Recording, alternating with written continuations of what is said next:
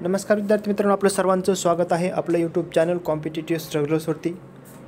आज आपण 2023साठी म्हणजे एकूण बघायला गेलं तर 23साठी किती कट ऑफ लागला होता पूर्व परीक्षेसाठी PSIसाठी, त्याच्यानंतर आपण ESOसाठी आणि STI आणि SRसाठी हे 4 पदं जे कंबाईन मार्फत भरले येतात त्याचं कट ऑफ आपण संपूर्ण पाहणार आहोत। एकूण जागा वगैरे किती होत्या थोडक्यात पाहणार आहोत, जेणेकरून तुम्हाला एक अंदाज येईल की येत्या 10 दिवसावर तुमची परीक्षा येऊन ठेपलेली आहे कंबाईनची पूर्व परीक्षा।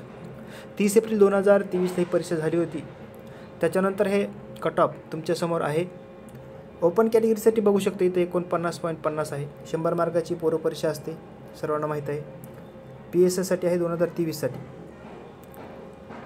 महिलांसाठी बघायला गेलं तर 43.50, स्पोर्ट्ससाठी बघायला गेलं तिथं 26.50चा लागलेला आहे। पूर्व परीक्षेच्या कट ऑफमध्ये बऱ्यापैकी थोडं कॅटेगरीनुसार फरक असतो। STसाठी बघायला तर SCसाठी बघायला गेलं तर 49, महिलांसाठी 43 आणि स्पोर्ट्ससाठी 26। STसाठी जनरलसाठी 42, महिलांसाठी 35 आणि स्पोर्ट्ससाठी एकूण बघायला गेलं तर 18 मार्काचा कट ऑफ लागलेला आहे।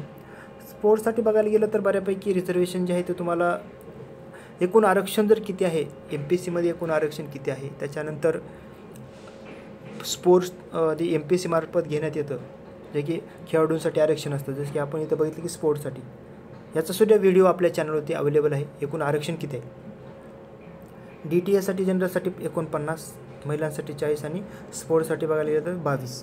NTB त्याच्यानंतर SBC इथे 49 बघू शकता, त्याच्यानंतर 45चं लागलेलं आहे SBCसाठी मेलसाठी, फिमेलसाठी 41। त्याच्यानंतर NTCसाठी इथं बघू शकता तुम्ही की मेलसाठी जेवढा ओपनला लागला होता मुलांसाठी हा कट ऑफ खूप म्हणजे मागच्या वेळेस 2022ला तर 52च्या समथिंग काहीतरी कट ऑफ गेला होता PSIसाठी, कारण विद्यार्थी तेच विद्यार्थी बसले असल्यामुळे त्याच्यामुळं निकाल लागले नाहीत लवकर आणि खूप कट ऑफ वाढला होता। आणि बघायला गेलं तर संपूर्ण आपण माहिती बघूयाच की 42पर्यंत कट ऑफ लागत असतो PSIचं कमीत कमीत। त्याचं बघू शकतो की इथं 49 मार्कापर्यंत कट ऑफ गेला, म्हणजे 50च्या पुढं कधी जात नाही, परंतु मागच्या वर्षी गेला होता। आणि 2023चं बघायला गेलं तर 49 पॉईंट, म्हणजे एक मोठा तुम्हाला पाहायला गेलं तर तुम्ही 55+ जर मार्क घेतले तर बऱ्यापैकी म्हणजे 3-4 पदासाठी तुम्ही एलिजिबल राहता, जसं की ESO STI आणि SRसाठी जागा कमी असतात, त्याच्यामुळे जरा तुम्हाला 60+ किंवा 58 मार्क घ्यावेच लागतात। NTसाठी बघायला गेलं तर 49, त्याच्यानंतर 43, 49 इथं महिलांसाठी स्पोर्ट्ससाठी। हे OBCसाठी तर बघू शकता तुम्ही, OBCसाठी जर बघायला गेलं तर किती मार्काचा कट ऑफ लागला आपण बघूया। जनरलसाठी 49, मुलांसाठी, महिलांसाठी 43, स्पोर्ट्ससाठी 26 मार्काचा। EWS 10% आरक्षण आहे। ओके, 2019 पासून जे आरक्षण देण्यात आलेलं आहे ते सर्वोच्च न्यायालयानं देखील कायमस्वरूपी ठेवलेलं आहे।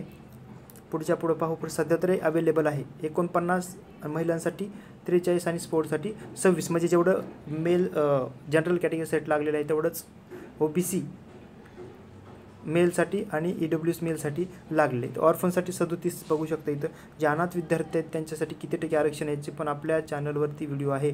आणि एकूण बघायला गेलं तर 37 मार्कांचा अनाथासाठी कट ऑफ लागला आहे। हा फक्त कट ऑफ आहे तो PSI संदर्भात आहे। तर आपण लगेच ESO आणि STIसाठी सुद्धा कट ऑफ पाहूया, तुमचा जास्त काय वेळ घेणार नाही, थोडक्यात सांगतो। ओपनसाठी बघू शकता इथं ESOसाठी आहे, SRसाठी बघायला गेलं तर ओपनसाठी इथं बघू शकता 58। मी आता सांगितलं की 56 ते 57 तुम्हाला मार्क घ्यावेच लागतात SRसाठी, कारण SRसाठी जागा खूप कमी असतात। आणि त्याप्रमाणात ह्या वर्षी तर जागा SRसाठी किती आहेत माहीत नाही, 7 का 8 असे समथिंग काहीतरी आहेत वाटतं 2024साठी। फिमेलसाठी 54 आहे इथं, स्पोर्ट्ससाठी 43 आहे। SC STसाठी बघू शकतो इथं 55 आणि 49, जेवढं PSIसाठी लागला आहे तेवढं STसाठी इथं ESRसाठी लागलेलं आहे। बघू शकता तुम्ही तुमच्या कॅटेगरीनुसार बघू शकता, जास्त तुमचा वेळ घेणार नाही, परीक्षा तुमची जवळ आलेली आहे। EWSसाठी आणि OBCसाठी इथं बघू शकता 58चा आणि 58.50, त्याच्यानंतर NTCसाठी पण बघू शकता 58चाच आहे। NTBसाठी बघू शकता 58चाच आहे। त्याच्यानंतर DTAसाठी 58.50 आहे। महिलांसाठी बघायला गेलं तर 5-6 मार्काचा फरक पडतो याच्यामध्ये।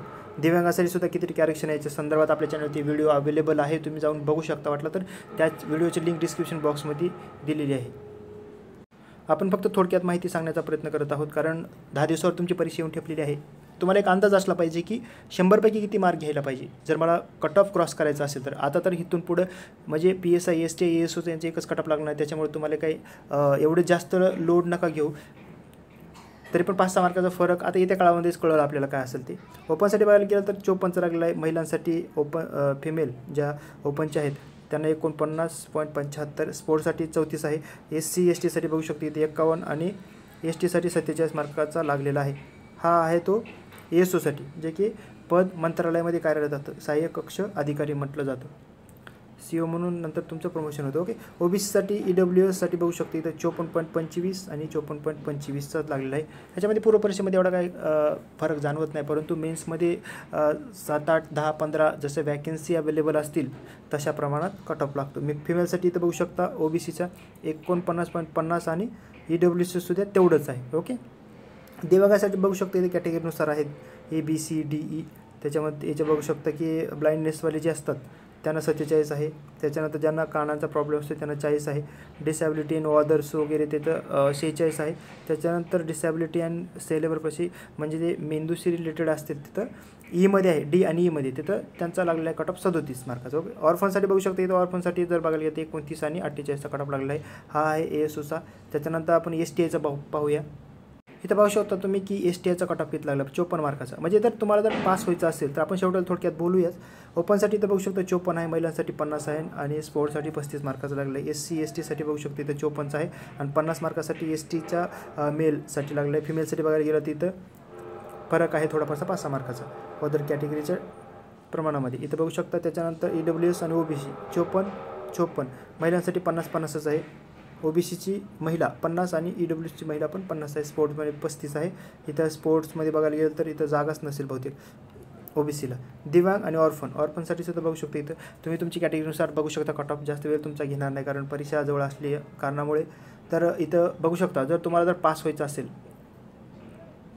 तर तुम्हाला 58+ मार्क घेणं खूप गरजेचंच आहे. म्हणजे तुम्ही सर्व पदांसाठी इलिजिबल राहाल मेन्ससाठी. ओके.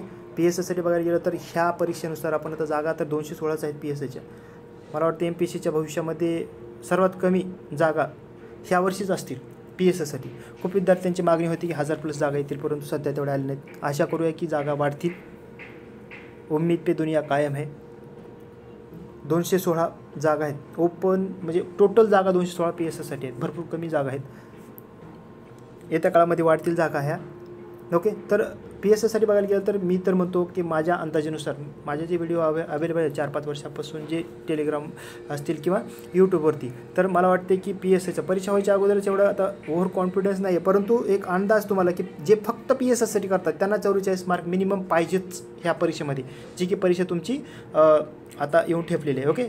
जी की 2 फेब्रुवारीला परीक्षा आहे. त्याच्यामध्ये 44+ तुम्हाला PSSसाठी फक्त. ओके.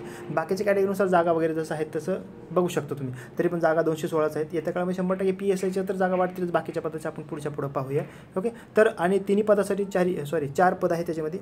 Bसाठी आता ही सेपरेट झालेले B आणि C सेपरेट झालेले आहेत. ओके. ह्याची 4 मेला परीक्षा आहे आणि ह्याची 2 फेब्रुवारीला परीक्षा आहे. 2024च्या परीक्षा 2025मध्ये होत आहेत. ओके. तर याच्यामध्ये 4 पद आहेत. ते 4 पदासाठी बघायला गेलं तर नाही ना मग तुम्हाला तर माझ्या अंदाजानुसार तुम्हाला 56+ मार्क तुम्हाला घ्यायलाच लागतील, तरच तुम्ही मेन्ससाठी क्वालिफाय व्हाल 4 पदासाठी. ओके. तर पुढं पाहूया. आपल्या चॅनलवरती कनेक्ट राहा. आपल्या चॅनलला असं सपोर्ट करा. जर तुम्हाला व्हिडिओ आवडला असेल तर लाईक करा आणि तुमच्या मित्रांसोबत देखील शेअर करा.